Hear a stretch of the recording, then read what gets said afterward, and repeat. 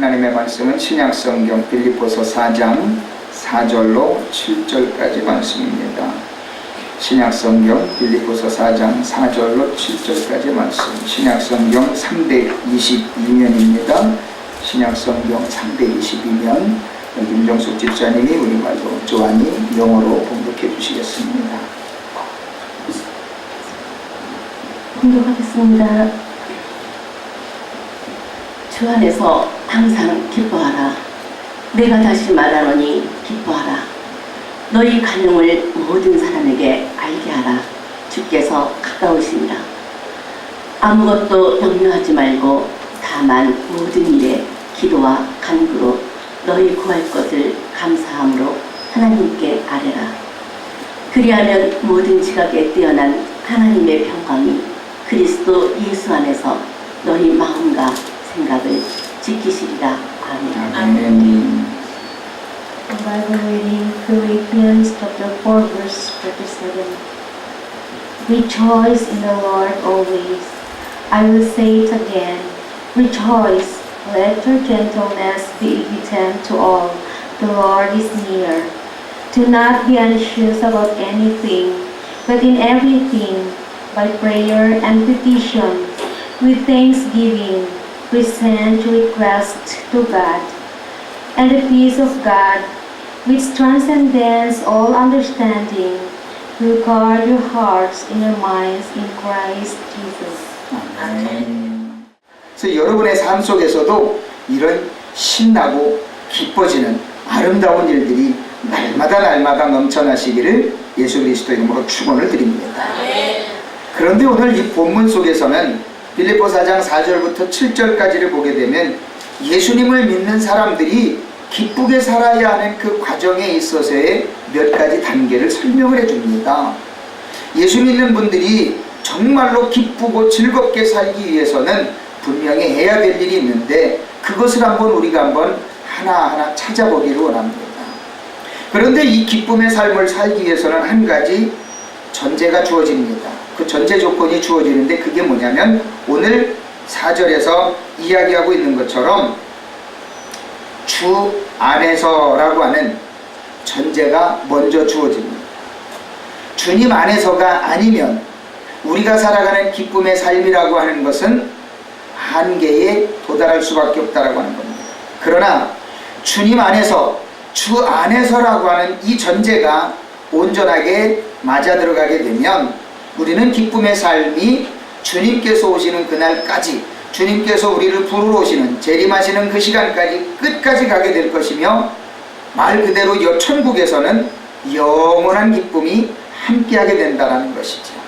때문에 오늘 저와 여러분들이 정말로 기쁘고 감사하게 살기를 원한다면 주 안에서 우리가 해야 될 일이 무엇인가, 주님 안에서 내가 어떤 삶을 살아야 기쁜 삶을 살아갈 수 있게 될 것인가를 한번 생각해 볼 수 있는 시간이 되기를 원합니다. 첫 번째로는요, 기뻐하라는 겁니다. 밑도 끝도 없이 기뻐하라 라고 하는 게 말이 될까요? 우리는 주님 안에서라면 그것이 가능하다라고 하는 겁니다. 우리가 흔히 세상말로 쓰는 대로 밑도 끝도 없이 더 기뻐해, 잘 살아, 기쁘게 살아 그러면 아무런 우리에게 전제 조건이 없는 삶에서 기뻐하라고 하는 것은 억지입니다. 그러나 우리가 주님 안에서라고 하는 분명한 전제 조건이 주어지는 과정에서는 이 기뻐하는 삶이 가능해진다라고 하는 거예요. 어떻게 가능해지냐 하면 데살로니가전서 5장 16절에서는 항상 기뻐하라 라고 이야기를 하죠. 언젠가 제가 하나님의 말씀을 가르쳐 드리는 과정에서도 이 말씀을 왜 기뻐할 수 있는지를 설명을 드렸습니다. 그 이유가 뭐냐면 그 뒷부분에 나오는 5장 19절에서 보게 되면 성령을 소멸하지 말고 라고 하는 분명한 답을 제시를 합니다. 우리 안에서 성령을 소멸하지 않고 성령께서 늘 새롭게 역사하시게 되면 우리는 항상 기뻐하는 삶을 살 수 있게 된다고 하는 겁니다.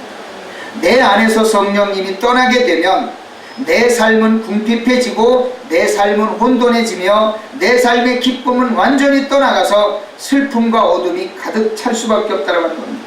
그러나 내 안에 성령께서 오시면 내 삶을 주장하시는데 어디에서부터? 생각에서부터 내 삶을 주장해 주심으로 인해서 나는 기쁨의 삶을 살아갈 수 있게 된다라고 하는 사실입니다. 근데 이 말씀을 뒷받침해 주는 말씀이 구약에서부터는 어디에서도 찾아볼 수 있느냐면 느헤미야 선지자가 했던 사역 중에서도 우리는 볼 수 있게 됩니다.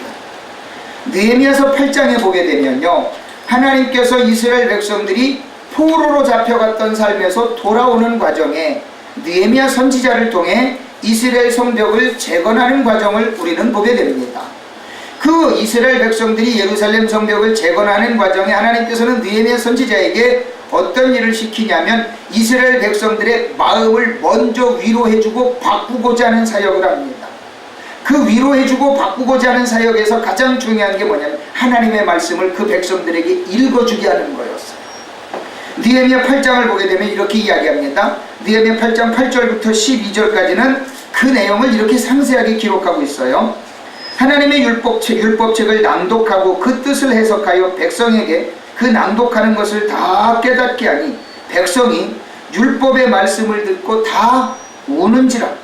총독 느헤미야와 제사장 겸 학사 에스라와 백성을 가르치는 레위 사람들이 모든 백성에게 이르기를 오늘은 너희 하나님 여호와의 성일이니 슬퍼하지 말며 울지 말라 하고, 느헤미야가 또 그들에게 이르기를 너희는 가서 살진 것을 먹고 단 것을 마시되 준비하지 못한 자에게는 나누어 주라.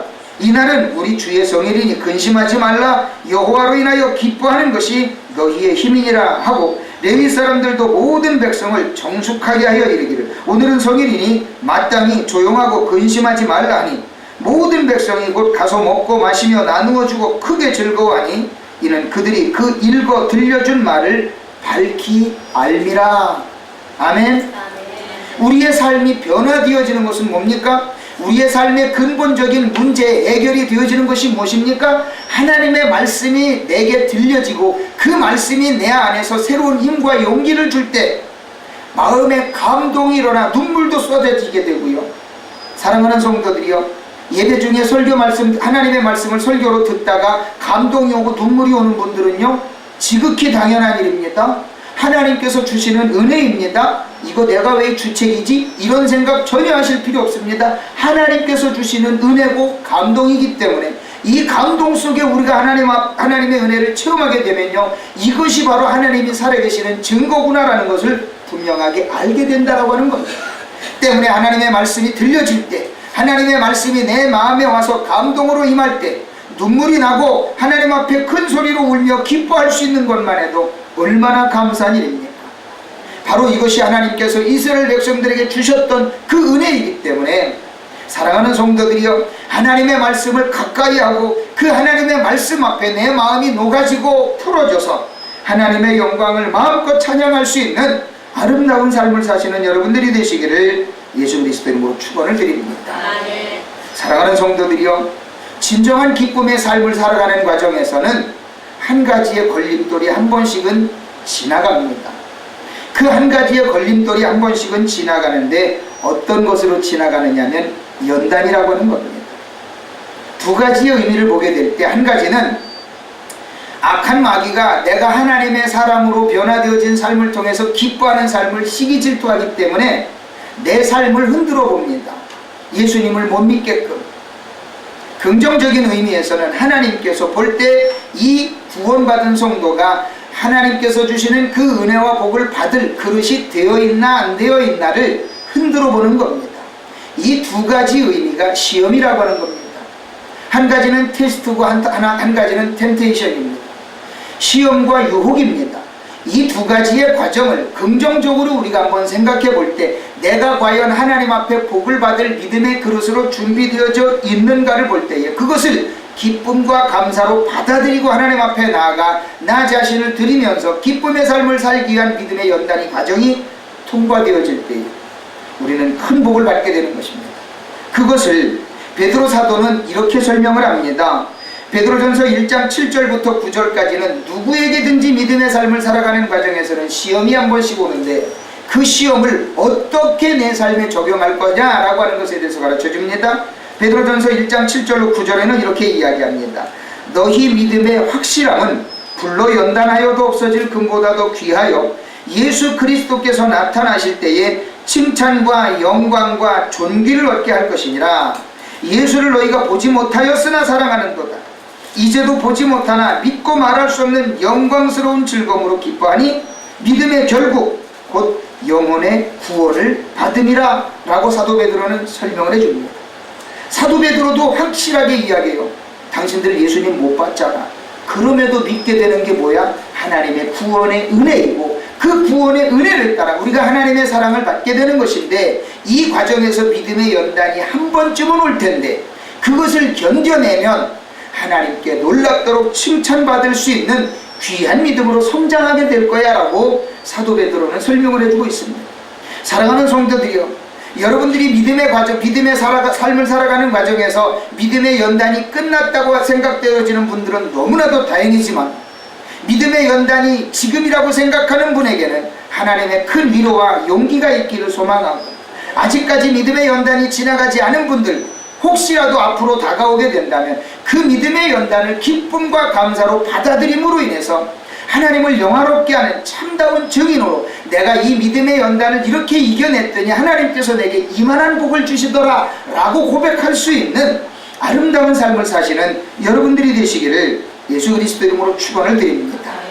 어느 누구에게든지 삶의 모든 과정에서 인생의 경륜을 따라서 생각하는 부분들이 있고 다른 부분들이 있습니다. 그런 과정 속에서 우리가 분명히 기억해야 할 것은 뭐냐면, 저와 여러분은 분명히 하나님 앞에 복받은 자들이라고 하는 사실입니다. 그런데 그 복을 지킬 수 있는 것은 무엇이냐면, 내가 주님 안에서 얼마만큼 기뻐하느냐에 따라서 삶의 과정이 달라지고 결과가 달라진다라고 하는 겁니다. 제가 자주 드리는 말씀이 있지요. 나는 팔자가 왜 그러냐, 내 팔자는 왜 이러냐 라고 생각하지 말고, 주님께서 내게 주신 그 삶이 얼마나 기쁘고 감사한지를 내 삶을 통해서 날마다 고백하면서 어렵고 힘들지라도 주님 안에서 기뻐하는 삶으로 살아갈 때 하나님은 내 삶을 통해 놀라운 은혜와 복을 부어주신다는 사실을 믿으시기를 예수 그리스도 이름으로 축원을 드립니다. 또 한 번 생각해 볼 수 있는 이 기쁨의 과정은 뭐냐면, 내가 그렇게 예수 그리스도를 기뻐하고 주님 안에서 기쁨의 삶을 살기를 소망할 때 나를 통해 많은 이웃들이 구원받는 일로 쓰임받게 된다라고 하는 사실입니다. 고린도후서 12장 8절부터 10절을 보게 되면, 내가 이 믿음의 연단의 과정을 잘 견뎌 나아가게 되면 하나님께서 나를 통해 놀라운 일을 하게 될 거라는 사실이에요. 나 자신이 볼 때 내가 때로는 연약해 보일 수도 있고요, 나 자신을 스스로를 다른 이들이 볼 때는 연약하다라고 느껴질 때가 있지만, 하나님께서 그것을 통해서 무엇인가 분명히 큰 일을 하시게 된다라고 하는 사실입니다. 그것이 고린도후서 12장에서는 아주 정확한 표현으로 우리에게 가르쳐주는 부분을 보게 됩니다. 고린도후서 12장 8절부터 10절까지는 이렇게 이야기합니다. 이것이 내게서 떠나가게 하시기 위하여, 즉 사도 바울이 가지고 있는 육체적인 질병과 고통을 하나님 앞에 기도했지만 하나님께서 자기를 통해 다른 사람들은 치료하게 하시지만 자기는 안 하게 하시더라. 그러면서 하나님 앞에 이것을 좀 치료하게 해달라고 치료해달라고 기도했는데 안 해주시더라. 그러면서 그 과정을 이렇게 설명합니다. 이것이 내게서 떠나가게 하기 위하여 내가 3번 주께 간구하였더니 나에게 이르시기를 내 은혜가 네게 족하도다. 이는 내 능력이 약한 데서 온전하여짐이라 하신지라. 그러므로 도리어 크게 기뻐함으로 나의 여러 약한 것들에 대하여 자랑하리니 이는 그리스도의 능력이 내게 머물게 하리 함이라. 그러므로 내가 그리스도를 위하여 약한 것들과 능욕과 궁핍과 박해와 곤고를 기뻐하노니 이는 내가 약한 그때의 강함이라. 아멘. 사도 바울은 손만 얹어 기도해도 귀신이 떠나가고 질병이 치료되어지는 놀라운 역사를 하나님께서 사도 바울을 통해서 역사하셨어요. 그런데 정작 사도 바울은 늘 몸이 아파가지고 골골골골 했었어요. 심지어 그는 외모도 아주 못생겼어요. 그런데다가 질병이 있어가지고 성도들을 위해 기도하는 그 기도해주는 그 모습이 오히려 지가 병든 모습으로 연약해 보이는 그런 과정이었거든요. 그런데도 하나님은 그가 가서 기도만 하면 손만 얹어도 귀신이 떠나가고 질병이 치료되어지는 거예요. 그러니 사도 바울은 하나님 왜 남들은 치료하게 사용하시면서 왜 나는 치료 안 하세요? 그러면서 하나님 앞에 치료해달라고 3번이나 간구를 했대요. 그런데 하나님은 그러시더래요. 네 은혜가 네게 족한 거요. 네 약한 모습으로 인해서 내가 일할 거요 라고 하나님은 응답하시더라는 겁니다. 사랑하는 성도들이여, 그렇다고 여러분들 기도하지 말라는 뜻은 아니지 않습니까? 그러나 분명한 사실은 뭡니까? 여러분들이 때로는 나 스스로가 연약하게 느껴질지라도, 남들이 여러분을 볼 때 연약하게 느껴질지라도 하나님은 여러분을 통해 분명히 무언가 일하신다라고 하는 사실입니다. 그것을 저와 여러분들이 분명하게 확실하게 믿고 나아갈 때, 그 안에서 저와 여러분들이 기쁨과 감사로 살아갈 때 하나님은 저와 여러분을 통해 분명히 무언가 일하신다라는 사실을 믿으시면서 진실로 기뻐하는 삶으로 하나님의 영광을 마음껏 찬양하시기를 예수 그리스도 이름으로 축원을 드립니다. 두 번째, 오늘 본문 속에서 말씀하는 것은 5절에서 이야기하고 있는 것처럼 관용하라 라고 말씀하고 있습니다. 사도 바울은 모두가 다 명령형을 이야기합니다. 기뻐하라 라고 이야기하며 두 번째로는 관용하라 라고 이야기를 합니다. 자, 관용이라고 하는 단어에 대해서 우리가 한번 생각해 보는데요, 5절에서는 이야기합니다.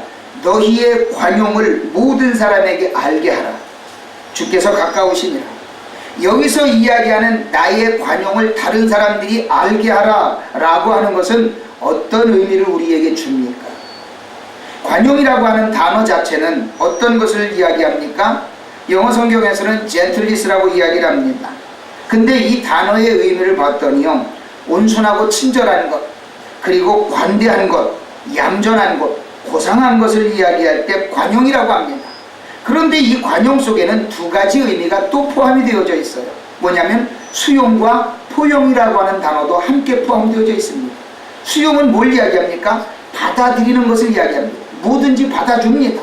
포용은 뭘 이야기합니까? 받아주되 같이 덮어 감싸주는 것까지 이야기를 합니다. 이 관용이라고 하는 것에는 이 수용과 포용이 함께 포함되어져 있습니다. 그렇다면 사도 바울이 빌립보 교회 교인들에게 이야기하는 기쁨의 삶을 살아가는 과정 속에서 두 번째로 중요한 건 뭐냐면 넉넉한 마음으로 관용해 주라는 겁니다. 누가 잘못을 했든지, 누가 얄밉게 보이든지, 누가 죽이도록 믿든지 관용하라는 겁니다. 그래야만 자기가 기쁨의 삶을 살아갈 수 있게 된다는 거예요. 꼬치꼬치 캐물으면서 너는 왜 꼭 그렇게만 사냐? 너는 왜 하는 꼬라지가 맨날 그 모양이냐? 너는 왜 하는 일마다 그러냐? 라고 이야기한다면 그 사람의 마음속에는 사랑이 있을까요? 없을까요? 없어요. 남의 잘못, 남의 허물, 남의 어떤 약점을 계속해서 들춰내는 사람은 참 불쌍한 사람입니다. 관용은 무엇을 이야기합니까? 남이 약점이 있으면 그 약점을 덮어줘야 되고요, 남의 허물이 있으면 그것을 감싸주고 덮어주면서 오히려 장점으로 살려줄 수 있는 마음이 있어야 됩니다. 이것이 관용이라고 하는 겁니다. 저는 주변에 여러 사람들을 많이 봅니다. 근데 여러 사람들을 많이 보는 중에 말끝마다 비판만 하는 사람이 있어요. 그리고 상대와 이야기하다 보면 꼭 그 사람의 약점만 짚어서 이야기를 해요. 아까 얘기했던 것처럼 너는 왜 하는 일마다 그 모양이냐? 너는 왜 하는 일마다 그 꼬라지가 그러냐? 이런 식으로 늘 비꼬아요. 그것은 무엇을 이야기합니까? 자기 자신을 드러내기 위해서 남의 약점을 계속해서 들춰내는 겁니다. 결코 좋은 습관은 아니죠. 그 사람의 인맥이 아무리 많다 할지라도 결국에는 주변에서 사람들이 하나하나 떨어져 나가기 시작합니다. 관용하는 마음은 자기가 손해보지 않는 이상, 아니 때로는 손해본다 할지라도 덮어주고 받아들여주는 것, 이것이 바로 관용하는 마음이고, 남을 위해서, 우리가 분명히 그 남을 위해서 무언가를 해줄 수 있는 마음, 그것이 바로 관용이라고 하는 겁니다. 그 대신 주님의 이름으로 관용의 마음을 베풀어줘야 된다는 겁니다. 왜냐하면 주님께서 오실 때가 가까워졌기 때문에 우리는 그분들에게, 이웃들에게 하나님의 사랑을 분명히 전해야 되지. 그런데 이것은 어떤 인간적인 생각으로 볼 때 너무나도 멋있는 단어다 라고 하는 것이 아니라, 이것이 하나님께로부터 온 지혜의 성품, 성격이라고 하는 것이 성경에는 증거되어져 있습니다. 어디에 나와져 있느냐? 야고보 3장에서는 이 관용하는 마음이 하나님께서 주신 마음이고 하나님의 영광을 드러낼 수 있는 마음이라고 하는 증거가 야고보 3장에는 기록되어져 있다고 하는 거예요. 야고보 3장에서는 성도들이 다투고 분열할 때에 그것을 해결할 수 있는 방법을 설명해 주는 부분이 있습니다. 바로 야고보 3장 13절부터 18절까지의 내용인데, 자, 이걸 한번 잘 들어보십시오. 너희 중에 지혜와 총명이 있는 자가 누구냐? 그는 선행으로 말미암아 지혜의 온유함으로 그 행함을 보일지니라. 그러나 너희 마음속에 독한 시기와 다툼이 있으면 자랑하지 말라.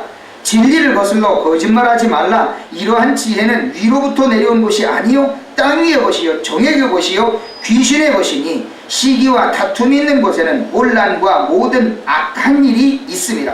오직 위로부터 난 지혜는 첫째 성결하고 다음에 화평하고 관용하며 양순하며 긍휼과 선한 열매가 가득하고 편견과 거짓이 없나니 화평하게 하는 자들은 화평으로 심어 의의 열매를 거두느니라. 아멘. 야고보 선지자가 분명히 이야기합니다. 하늘로부터 오는 지혜가 있고 땅에서부터 오는 지혜가 있다라고 이야기합니다. 미워하고 다투고 거짓말하고 시기하고 질투하는 것은 누구의 일이라고요? 악한 것들이 주는 마음이라고 하는 겁니다. 그러나 하늘로부터 오는 지혜는 뭐라고요? 용서하고 관용하고 사랑하는 거예요. 남들에게 베풀어 주는 거예요. 화평의 의로 심어서 아름다운 열매를 맺게 되는 것이라고 이야기를 해주고 있습니다. 때문에 관용하는 마음, 이건 결코 바보스러운 것이 아닙니다. 하나님께서 주신 너무나도 사랑스러운 인격이요 성품이라고 하는 사실입니다. 남들이 볼 때는 바보스러울 수 있어요.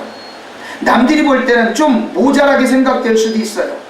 그러나 그 관용하는 마음이 야고보 선지자의 교훈으로 보면 분명히 하나님께서 주시는 지혜의 성품임을 우리가 분명히 깨달아 알고 이웃을 향하여 관용하는 마음을 가져야 하나님께서 기뻐하신다는 사실을 우리는 분명히 알게 됩니다.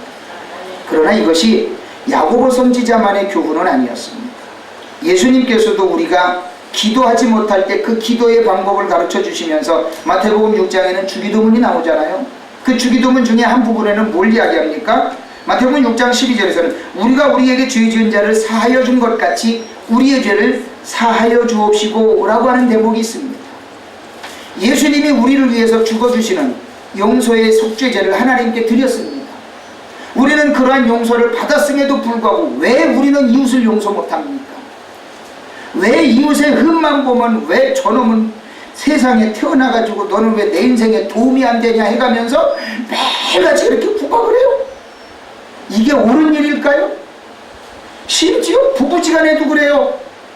저는 얼마 전까지 제가 태권도장을 운영을 했지 않습니까? 좀 죄송한 말씀입니다만 어떤 학부형 한 분이 와가지고 저한테 관장님, 저 남편한테요 가슴 아픈 소리를 들었어요. 그러면서 눈물을 뚝뚝 흘리더라고요. 뭔데요? 그랬더니 너는 왜 내 인생에 도움이 안 되냐? 그러더랍니다. 그러면서 눈물을 뚝뚝뚝 흘리는 거예요. 그러면 왜 데리고 살아? 속된 말로 뭐 하려고 데리고 살아? 사랑하는 성도들이여, 우리는 누군가를 분명하게 용서해 줄 수 있어야 되고 사랑해 줄 수 있어야 합니다. 남의 허물 들춰내지 마세요. 남의 허물 들춰내는 사람들은요 자기 허물이 더 많기 때문에 자기 허물을 감추기 위해서 남의 허물을 자꾸 들춰냅니다. 공감하십니까? 동감하십니까? 자기 허물이 얼마나 많으면 그걸 감추고 싶어서 남의 허물을 자꾸 들춰내요. 자기가 부끄러우니까. 이것을 예수님께서는 너무나도 잘 아시기 때문에 우리가 우리에게 죄 지은 자를 사하여 준 것 같이 우리의 죄를 사하여 주옵시고, 예수님이 우리의 죄를 위해 십자가에 죽어주셨습니다. 너무나도 큰 고통의 대가를 치르시면서 우리를 용서해 주셨는데 왜 우리는 이웃을 용서 못합니까? 하물며 나의 가장 가까운 이웃인 그 사랑하는 이들을 왜 용서 못합니까? 용서해야 합니다. 예수님께서는 마태복음 18장에 귀한 예를 들어서 비유를 들어서 말씀하십니다. 마태복음 18장 25절부터 35절까지는 여러분들이 자주 들었던 내용입니다. 자주 들었던 내용이기 때문에 여러분들이 이해하실 걸로 알고 빨리 읽어드립니다. 마태복음 18장 23절부터 35절까지. 이러므로 천국은 그 종들과 회개하려 하던 어떤 임금과 같으니 회개할 때에 1만 달란트 빚진 자 하나를 데려오매 갚을 것이 없는지라 주인이 명하여 그 몸과 초와 자식들과 모든 소유를 다 팔아 갚게 하라 한데 그 종이 엎드려 절하며 가로되 내게 참으소서 다 갚으리이다 하거늘 그 종의 주인이 불쌍히 여겨 놓아보내며 그 빚을 탕감하여 주었더니 그 종이 나가서 지게 100데나리온 빚진 동관 하나를 만나 붙들어 목을 잡고 가로되 빚을 갚으라 하며 그 동관이 엎드려 간구하며 가로되 나를 참아주소서 갚으리이다 하되 허락하지 아니하고 이에 가서 저가 빚을 갚도록 옥에 가두거늘 그 동관들이 그것을 보고 심히 민망하여 주인에게 가서 그 일을 다 고하니 이에 주인이 저를 불러다가 말하되 악한 종아 네가 빌기에 내가 내 빚을 전부 탕감하여 주었거늘 네가 너를 불쌍히 여김과 같이 너도 네 동관을 불쌍히 여김이 마땅치 아니하냐 하고 주인이 노하여 그 빚을 다 갚도록 저를 옥졸들에게 붙이니라. 너희가 각각 중심으로 형제를 용서하지 아니하면 내 천부께서도 너희에게 이와 같이 하시리라. 아멘. 내가 내 이웃을 용서하지 않으면 나도 하나님 앞에 용서 못 받는데요. 예수님이 친히 비유를 들어서 그렇게 말씀하고 있어요. 용서하십시다. 용서하십시다. 옆에 있는 분의 손을 꼭 잡으세요. 그리고 고백하세요. 예수님의 이름으로 용서합니다. 다시 한번 큰 소리로 예수님의 이름으로 용서합니다. 그렇지요. 그리고 손 놓지 말고 한 번만 더 고백하세요. 예수님의 이름으로 사랑합니다. 예수님의 이름으로 사랑합니다. 감사합니다. 사랑하는 성도들이요, 관용은 더 한마디로 추구한다면 내 마음을 주는 겁니다. 내 마음을 주지 않으면 관용이라고 하는 것 자체를 표현을 할 수가 없습니다. 내 마음을 줘서, 내 마음을 들여서 이웃을 사랑하고 내 넓은 마음을 그에게 보여줌으로 인해서 하나님의 사랑을 함께 나누시기를 예수 그리스도 이름으로 축원을 드립니다. 세 번째, 우리가 기쁨의 삶으로 갈 수 있는 세 번째 방법이 있습니다. 6절에서 이야기하고 있죠. 아무것도 염려하지 말고 오직 모든 일에 기도와 간구로 너희 구할 것을 감사함으로 하나님께 아뢰라. 줄여서 말씀드리면 염려하지 말고 감사로 기도하라는 겁니다. 많은 사람들은 염려합니다. 지난 주일날은 말씀드렸죠. 중국 주시대에 기나라에 우라고 하는 청년이 있었지 않습니까? 하늘이 무너지면 어쩐데, 땅이 꺼지면 어쩌냐, 저 물들이 다 없어지면 어쩐데 라고 하면서 근심 걱정합니다. 그놈의 근심 걱정이 가득 차서 밥도 못 먹고 잠도 못 자네. 사랑하는 성도들이여, 이 쓸데없는 염려에 빠지면요, 우리는 나 자신 스스로가 괴로워지는 거예요. 가뜩이나 우리 믿음의 사람들이 하나님 앞에 기도하는 과정에서는 이 염려라고 하는 것은 가지면 안 되는 아주 불필요한 거예요. 사랑하는 성도들이요, 여러분들은 대부분이 다들 이제 운전들을 많이 하시잖아요. 간혹 가다 운전하면서 빠른 속도로 달려갈 땐 모르는데 천천히 가다 보면 바퀴에 뭔가가 이상한 느낌이 듭니다. 그러면 골목길을 다니다가 못이 하나 박힌 것이 그 서행을 할 때는 톡톡톡톡 소리가 나면서 굉장히 신경 쓰입니다. 아니나 다를까 점검해 보면 바퀴에 못이 박혔거나 쇠붙이가 박혔거나 해가지고 그것이 바람이 조금씩 빠지게 되면서 서행을 할 때는 바닥에 지면에 부딪히면서 톡톡톡톡 소리가 나서 사람의 신경을 쓰이게 합니다.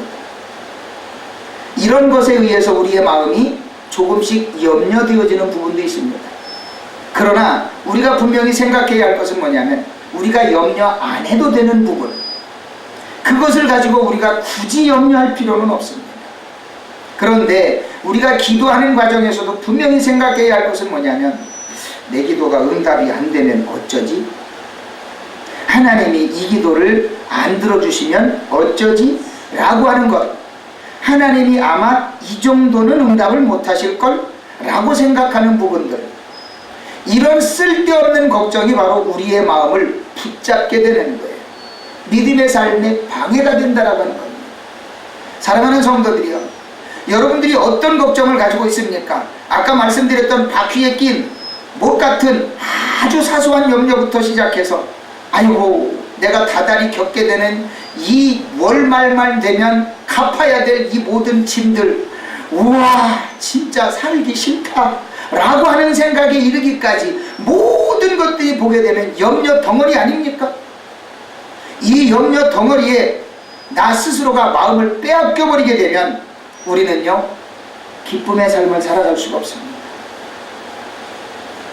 그러면 속으로 생각할 거예요. 우리 목사님은 근심 걱정이 없어서 저럴까? 자기도 빚더미에 한번 앉아봐야 이 내 마음을 알려나? 라고 생각한다면 딱 편하게 생각하세요. 그 빚을 위한 청구서는 천국까지는 안 간대요. 이해가 되십니까? 그 청구서는 천국까지 도달을 안 한대요. 우편 배달부가 거기까지는 못 갖다 준대요. 이해가 되시는 분만 아멘. 염려하지 마세요. 염려하지 마시고요 기쁨과 감사로 살아가세요. 그러면서 우리가 염려하지 않고 주님 앞에 나아가게 되면요 우리는 내 마음속에 있는 모든 근심 걱정을 다 떨쳐버리게 돼요. 베드로 사도는 이야기합니다. 베드로전서 5장 7절에 너희 염려를 다 주께 맡기라. 이는 그가 너희를 돌보심이라 라고 말씀합니다. 사도 베드로는 역설적으로 이야기한 거예요. 네가 염려만 안 하면, 네가 염려 안 하면 주님께서 그 주님께서 돌보심으로 인해서 네 염려는 다 주님께서 가져가실 거야. 역설적으로 사도 베드로는 이렇게 이야기하고 있기 때문에 여러분들이 굳이 염려할 필요 없어요. 굳이 염려하지 말고 편안하게 사세요. 긍정적으로 생각하세요. 하나님께서 여러분에게 분명히 무언가를 해주신다라고 하는 믿음을 가지고 나아가세요. 그래야만 여러분들이 풍성한 삶을 살게 된다라는 사실을 믿으시길 바랍니다. 여러분 시편 37편을 한번 펼쳐보십시오. 시편 37편을 펼쳐보시게 되면 여러분들이 염려하지 않는 삶을 살아가는 방법을 두 가지를 가르쳐 드립니다. 시편 37편에서는 염려하지 않고 살아가는 방법에 대해서 두 가지를 가르쳐 주는데 뭐냐면 자기 스스로에 대해서 염려하지 않는 법, 그리고 타인에 대해서 염려하지 않는 법을 가르쳐 줍니다. 자, 시편 37편 1절부터 11절까지를 보게 되는데 37편 1절부터 6절까지는 자기 스스로를 통해서 염려하지 않는 방법을 자세하게 가르쳐 줍니다. 자, 여러분들이 함께 같이 한번 합독을 해봅니다. 다 펼치셨죠? 37편 1절부터 6절까지를 함께 천천히 한번 합독해 봅니다. 시작. 악을 행하는 자들 때문에 불평하지 말며 불의를 행하는 자들을 시기하지 말지어다. 그들은 풀과 같이 속히 배임을 당할 것이며 푸른 채소같이 쇠잔할 것이미로다.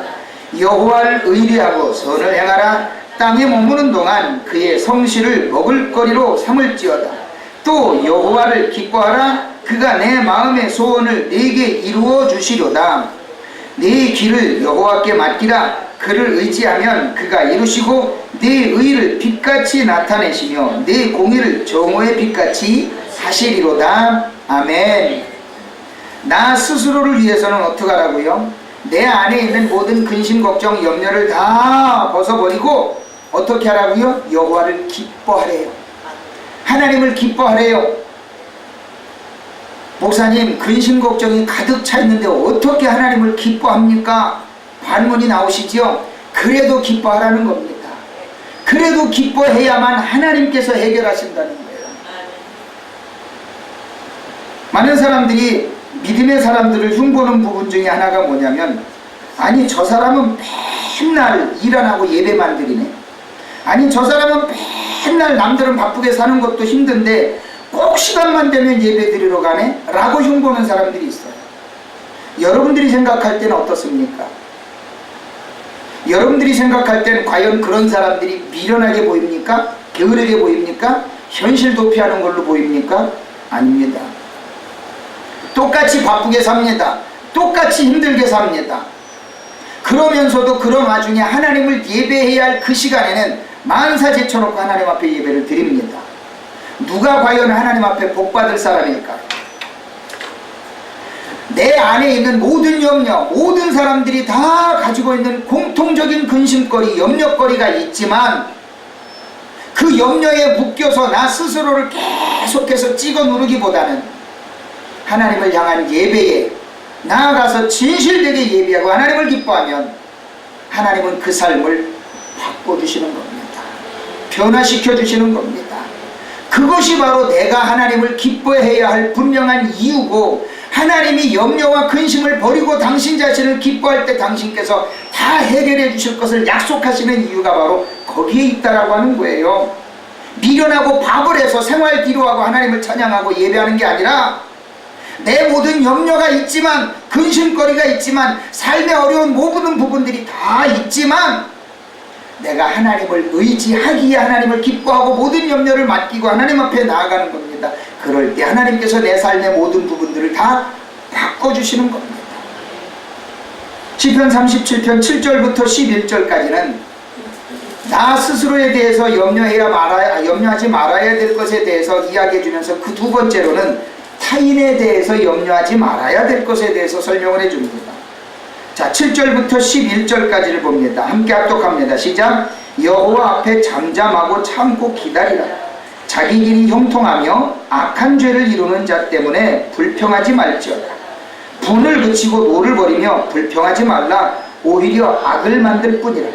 진실로 악을 행하는 자들은 끊어질 것이나 여호와를 소망하는 자들은 땅을 차지하리로다. 잠시 후에는 악인이 없어지리니 네가 그것을 자세히 살필지라도 없으리로다. 그러나 온유한 자들은 땅을 차지하며 풍성한 화평으로 즐거워하리로다. 아멘. 사랑하는 성도들이요, 우리 주변에 악한 일을 하는 사람들이 있습니다. 많을지 적을지는 여러분들이 보는 눈이 달라서 좀 차이가 있을 수 있겠습니다만, 주변에 악한 일들을 행하는 사람들이 없지는 않아요. 있어요. 많든지 적든지. 그런데 그런 사람들을 향해서 불평하고 불만하고 손가락질 하래요? 아니에요. 왜 그럴까요? 그 사람들을 향해서 불평 불만하고 싸우면 그건 누구 손에? 내 손에 돼요. 이것이 시편 기자가 설명해주는 타인을 향한 염려가 내 안에서 어떻게 해결되어져야 할 것인가에 대해서 교훈해주고 있다고 하는 거예요. 사랑하는 성도들이요, 악인은 결국에는 지들끼리 싸우고 다투다가 지들끼리 망하게 돼 있대요. 간섭하지 마세요. 우리가 해야 될 일은 뭐예요? 오직 하나님만 기뻐하는 거예요. 오직 하나님만 기뻐하다 보면 하나님께서 그 모든 것들을 다 이루어 가시게 된다라고 하는 사실이에요. 결국에는 하나님 앞에는 의인들만 남아있게 된다라는 거예요. 이것이 시편 기자의 교훈이에요. 때문에 사랑하는 성도들이요, 시편 37편에서 이야기하는 염려를 해결하는 방법, 내 안의 염려, 타인을 향한 염려 해결하는 이 방법을 우리가 분명하게 이해하고 하나님 앞에 나아가서 내 마음을 드릴 때 하나님은 저와 여러분을 통해 분명히 놀라운 일을 감당하신다는 사실, 여러분들이 기억하면서 하나님께서 베풀어 주시는 그 기쁨의 삶을 살아가시기를 예수 그리스도 이름으로 축원을 드립니다. 로마서 8장에서는요, 저와 여러분들이 하나님의 은혜와 사랑을 힘입었기 때문에 어느 누구든지 아무리 악한 영적인 권세가 우리에게 다가온다 할지라도 저와 여러분의 기쁨의 삶을 도저히 뺏어갈 수 없음을 이야기해 줍니다. 로마서 8장 31절부터 39절까지는 그것을 자세하게 설명해 주는데 38절과 39절만 말씀드립니다.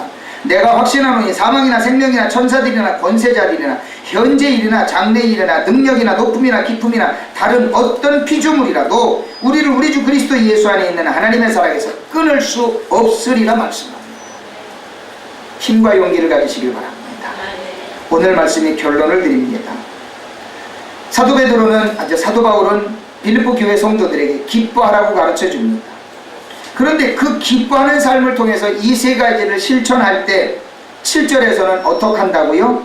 그리하면, 이게 뭡니까?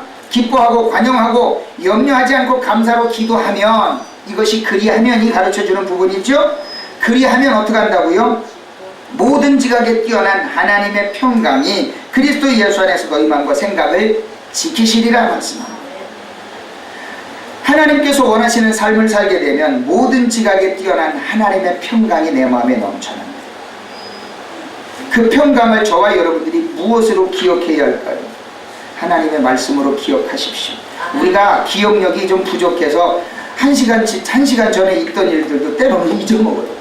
저는요, 뭔가 해야지 하고 돌아섰는데 내가 왜 돌아섰지라고 생각할 때도 때로는 너무 많아요. 이제는 그럴 때가 점점 다가오는지 어쩌는지는 몰라도 아무튼 내가 이거를 해야지 싶어갖고 뭔가 짚고 돌아섰는데 내가 왜 돌아섰지? 그리고 이건 내 손에 왜 들려있지? 라고 깜빡깜빡 할 때도 있어요.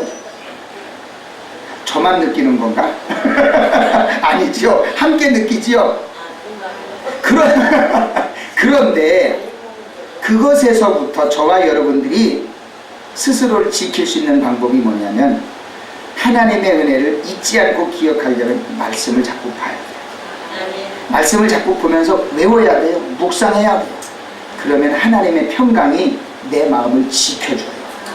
그것에 대한 분명한 근거가 어디에 있을까요? 오늘 본문에서는 분명히 이렇게 이야기합니다. 빌립보서 4장 9절에서는 이렇게 이야기합니다. 너희는 내게 배우고 받고 듣고 본 바를 행하라. 그리하면 평강의 하나님이 너희와 함께 계시리라. 하나님의 말씀을 듣고 본 대로 그대로 실천하면서 살면 평강이 임한대요. 또 한 가지를 말씀할까요? 히브리 4장 12절에서는 그 말씀을 우리가 묵상하고 살아야 되는 근거를 이야기해요. 그 원동력을 이야기를 해줘요.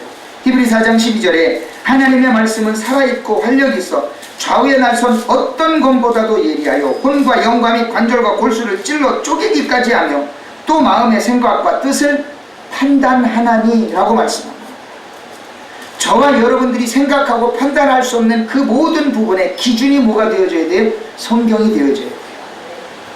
오늘날 이 시대를 살아가는 모든 과정에서 사회적인 현상들이 있어요. 옳고 그른 거를 무엇으로 판단해야 되느냐? 그 판단의 기준은 오직 하나님의 말씀, 성경뿐이에요. 여러분들, 이슬람 문화가 들어오는 게 좋아요, 나빠요? 나빠요. 이 땅의 동성애 문화가 자리 잡게 되는 게 좋은 일이에요, 나쁜 일이에요? 나쁜 일이에요. 성경적인 기준으로 분명히 그것을 구분해야 돼요. 이 땅을 적화 통일시키려고 벌써 6, 70년 동안 이 나라 이민족 속에 뿌리 내리고 있는 김일성 주체 사상을 공부한 사람들이 회개해야 돼요, 안 해야 돼요?